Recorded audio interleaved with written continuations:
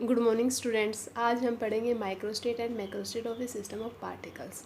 तो माइक्रोस्टेट क्या होती है, क्या डेफिनेशन। माइक्रोस्टेट की डेफिनेशन है the distinct arrangements of the particle of a system is called its microstate. Means system में जो पार्टिकल है उनका अलग अलग अरेंजमेंट्स को ही क्या बोलते हैं, microstate. For example three distinguishable particles लिए हमने।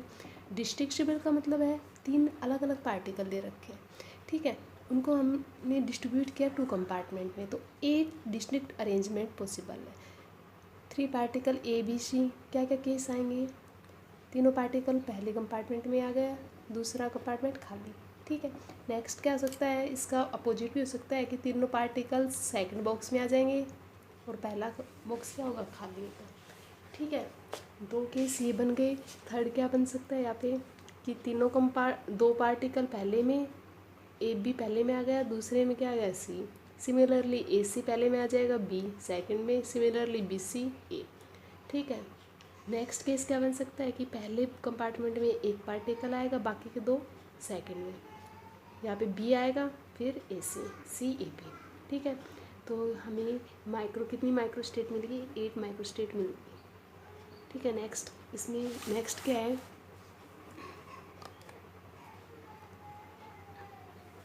Next is macrostate of the system.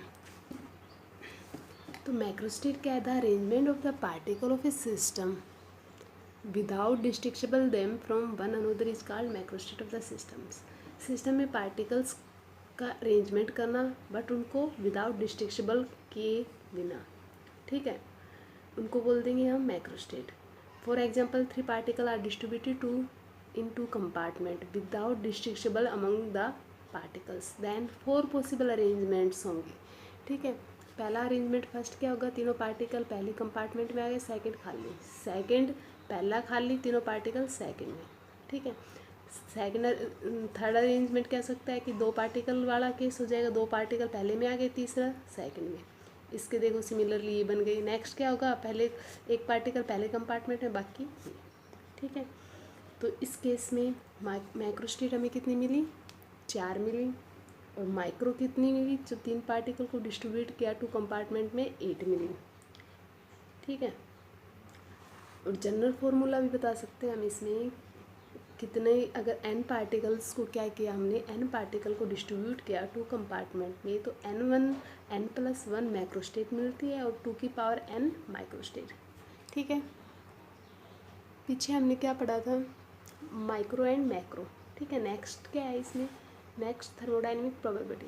Thermodynamic probability means the number of microstate in A given macrostate is called thermodynamic probability. Means कि गिवन मैक्रोस्टेट में कितनी number of microstate है, macro के अंदर कितनी number of microstate है, उसको बोलते हैं थर्मोडाइनमिक प्रोबेबिलिटी। थर्मोडाइनमिक प्रोबेबिलिटी को डिनोट करते हैं W से, ठीक है। For example if 3 distinguishable particle are distributed in 2 compartment, 3 अलग अलग पार्टिकल लिए A B C, उनको क्या कर रहे हैं हम, 2 कंपार्टमेंट में डिस्ट्रीब्यूट कर रहे हैं, ठीक है। 2 कंपार्टमेंट में क्या कर रहे हैं, डिस्ट्रीब्यूट कर रहे हैं।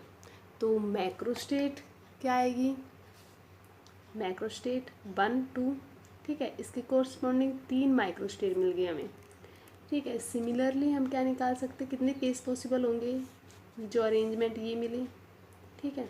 तो इनके कोरस्पॉन्डिंग थर्मोडाइनमिक प्रोबेबिलिटी, फर्स्ट पहला पार्टिकल एक पहले कंपार्टमेंट में, बाकी के 2 इसमें, ठीक है। तो इसके कोरस्पॉन्डिंग 3 थर्मोडाइनमिक प्रोबेबिलिटी।